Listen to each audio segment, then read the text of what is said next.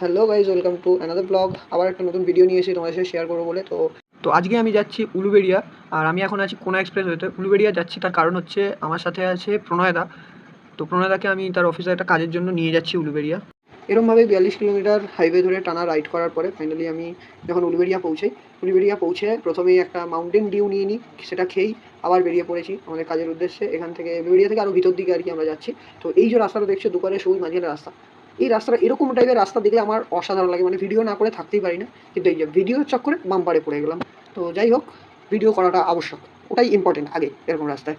তো আমরা এখানে কাজ সারার জন্য দাদা গেছে কাজ করতে, তো আমি এখন বাইরে দাঁড়িয়ে আছি একটা গাছের তলায় ছায়ায়। কিন্তু যাই বলো, জায়গাটা আমার বেশ সুন্দর লেগেছে, তাই ঠিক করলাম এখানেই লাঞ্চ করবো। তো বাড়ি থেকে পাস্তা নিয়ে এসেছিলাম, এখানে বসে বসে গাড়িটা ডবল স্ট্যান্ড করে খাওয়া শুরু করলাম। প্রকৃতির মাঝে বসে খাওয়ার একটা আলাদাই আনন্দ উপভোগ করছিলাম। তো হয়ে গেছে খাওয়া, এখন বাড়ির দিকে যাওয়ার পালা। প্রায় বাজে 4টে মতো, এখন বাড়ি যাব।